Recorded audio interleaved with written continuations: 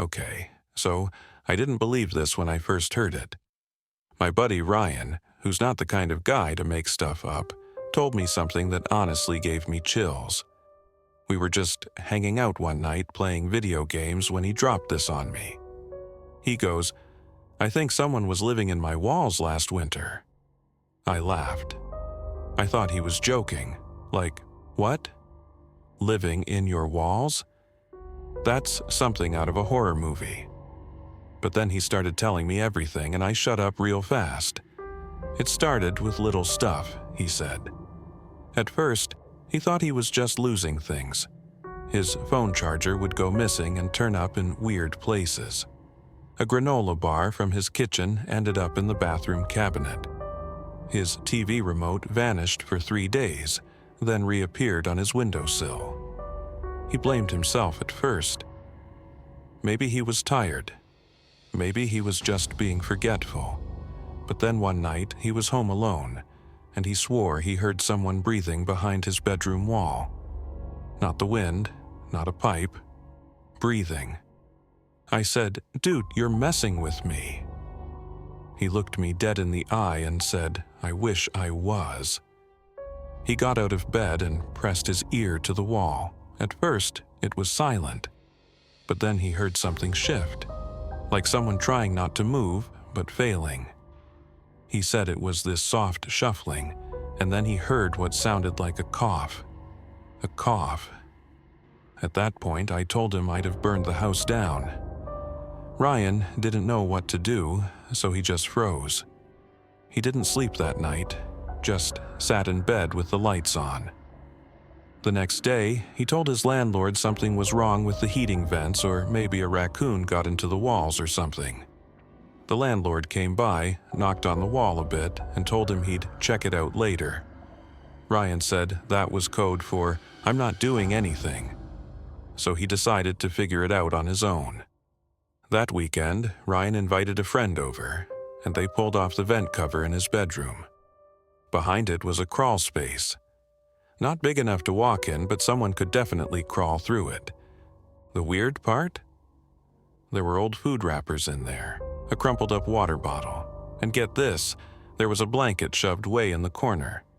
That's when I stopped him and said, "Wait.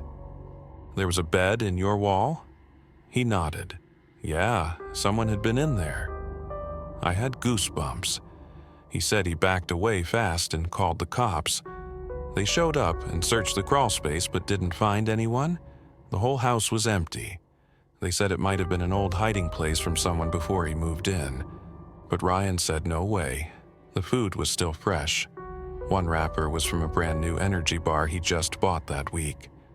I was like, "So, what did the cops do?" Ryan shrugged. They said if no one's there now, there's nothing they can do. And that was that. He said he started sleeping with a baseball bat and locked his bedroom door every night. Even though it didn't feel like enough. The worst part? A few days later, he woke up to find the vent cover screwed back into place. Not just pushed up there, screwed in, that was it. He moved out the next week. I still can't get that image out of my head, someone crawling through your walls, watching you sleep, stealing food, and then just vanishing.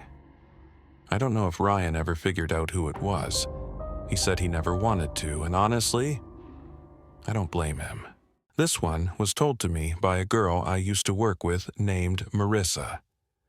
We weren't super close or anything, but one night during a slow shift, she opened up to me about something that happened to her a few years back. And when I say I couldn't stop thinking about it after, I mean it. Marissa told me she used to live in this rental house just outside of town. Not super rural, but far enough that neighbors weren't close. She had moved in with her boyfriend at the time, Josh, and they'd only been dating a few months when they signed the lease. Right off the bat, she said something felt off. I asked her what she meant, and she just looked at me dead serious and said, "I think the house was watching us." Now, obviously, I was like, "Hold up, what?" I thought maybe she was joking, but she wasn't. She told me it started small, like feeling cold spots in the hallway or hearing weird creaks that didn't match any movement in the house. That's normal, right? Houses creak. But she said it felt targeted. Every time she would be alone, especially in the bathroom, it sounded like footsteps would move just outside the door. She started thinking it was Josh trying to mess with her until one day she said, "He was sitting right next to me on the couch, and I heard someone whisper my name." I sat there in the break room, frozen. I literally asked, "Wait? Like a full-on whisper? Not just a weird sound?" She nodded and said it was her full name too, not just Marissa, but her full name. Now, the part that really made my stomach twist was what she told me next. Josh started getting weird too, like angry over nothing. He'd be totally fine, then suddenly snap at her for looking at him wrong or something minor. She said it got to a point where she felt like someone else was inside him. Her words, not mine. One night, she woke up, and he was standing at the foot of the bed. Just standing there, eyes open, not blinking. When she asked him what he was doing, he just turned around and walked out. He didn't remember any of it the next day. I was already creeped out, but then she said, "That's when I started seeing the door." I was like, "The door? What door?" She said there was a small crawl space in the attic. They never used it because it was cramped and dirty. But one morning she noticed it had been opened. Not all the way, just cracked. Like someone had gone inside. She figured Josh had gone up there for something and asked him. But he swore he hadn't touched it. Later that week, she heard something scraping up above her in the ceiling. She called out, thinking maybe it was an animal or something, but the sound stopped. Then, at night, it came back. And this time it was followed by knocking from inside the attic. When she told me this, I literally said, "No way, I'd be out of there. Screw that." She just laughed nervously and said, "I tried." But every time I packed a bag, I'd hear my name whispered again, like the house knew I was leaving. She finally reached her breaking point when she came home one day and found the attic door wide open, and her name scratched into the floor underneath it. No joke. She even showed me a blurry photo on her phone. The scratch marks weren't neat or clean. They looked like someone clawed it out with broken nails. That same day, Josh lost it. Like full-on screaming fit for no reason. She said his eyes didn't even look right. She grabbed her bag and ran out while he was in the kitchen throwing stuff. Called her sister to come get her. She hasn't gone back since. And the crazy thing? The landlord refused to talk about the house. Refused to answer any of her calls after she left. Marissa told me, "I think that house made him into someone else. Or maybe there was already something in him, and the house just helped bring it out."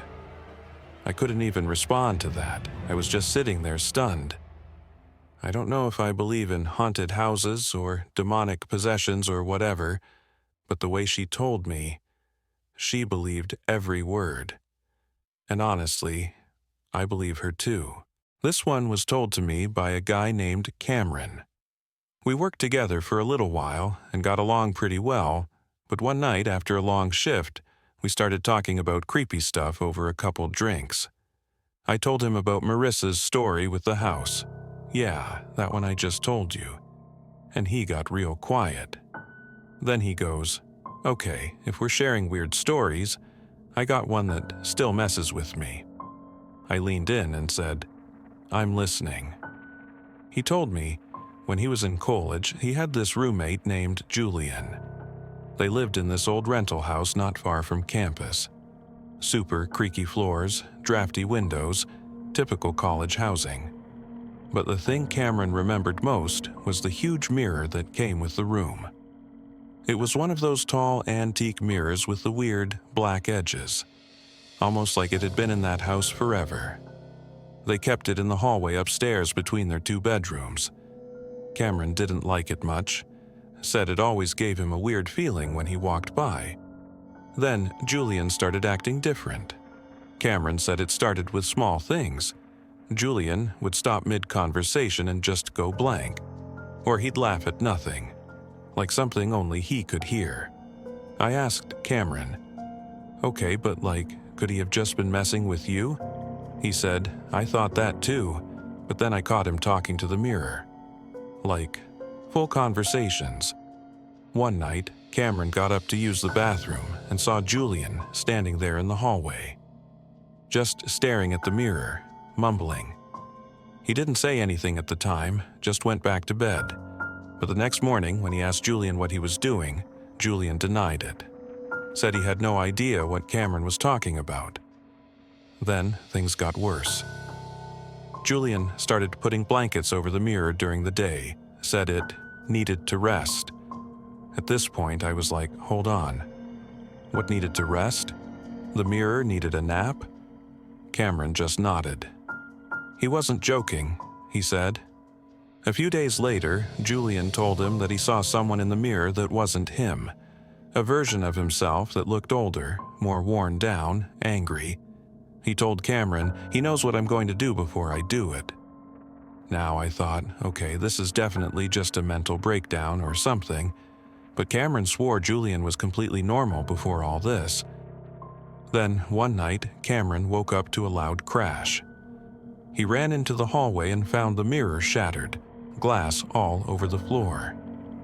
Julian was sitting in the middle of it, barefoot, with blood on his hands.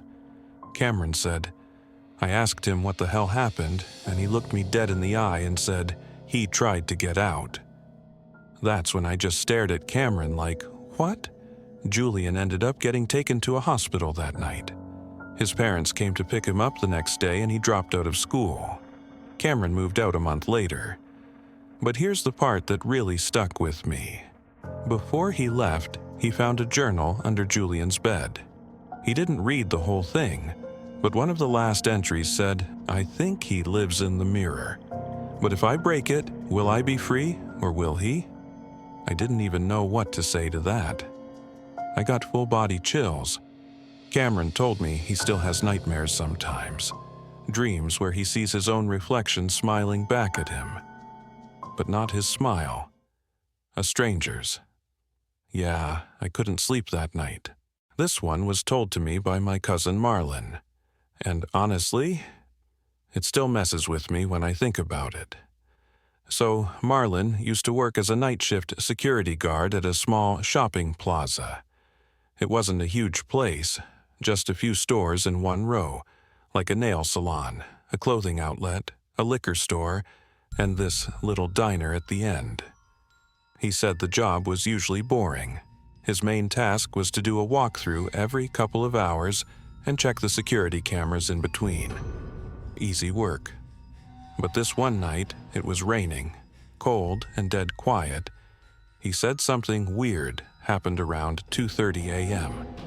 He was sitting in the security office watching the monitors when he noticed movement on one of the cameras, the one that showed the back alley behind the diner. He said, "I figured it was just someone throwing out trash or some homeless guy cutting through." But then he realized the guy wasn't moving like a regular person. He was pacing, fast, but stopping every couple of seconds to stare straight up at the diner's security camera, like he knew where it was. I said, "That's already weird. What was he doing just pacing around in the rain like that?" Marlon said the guy looked soaked, his hair was dripping, and he wore this old trench coat.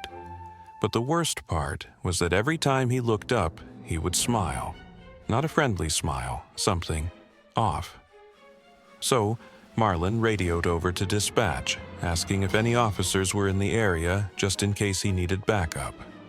But before they could even respond, the guy suddenly turned and walked straight toward the back door of the diner. Now, here's where it gets freaky. Marlon zooms the camera in, and right before the guy disappears under the awning, he waves at the camera. I said, "Nope.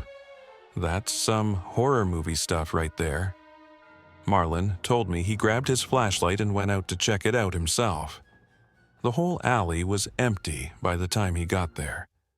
No footprints, no trash bins moved. He knocks on the diner's back door just in case, and a voice answers from inside. It's the overnight cook. The cook opens the door and looks half asleep. Marlon asks if anyone had come by. The cook says no. He's been the only one in there all night. Marlon tells him about the guy he saw, and the cook just shrugs like, "That's creepy, man, but no one's come in." I'd have heard it. So Marlon goes back to the security room and rewinds the footage. But here's the part that made me freeze when he told me. The guy's not on the footage. Marlon said, "I swear on everything. He was there. I saw him live. I even zoomed in on his face. But when I played it back, nothing, just rain and an empty alley." I literally said out loud, "You're kidding." "What? Like it just skipped over that part?" He shook his head. "No glitch. The tape was clean. It just didn't record him." He said he went back frame by frame, tried every angle. Nothing. Like the guy didn't exist. Marlon didn't even file a report because he knew it'd sound crazy. But from that night on, he said he never did another patrol without keeping the alley camera open on a second screen. But it gets worse. About 2 weeks later, Marlon was doing another night shift. Everything had been normal.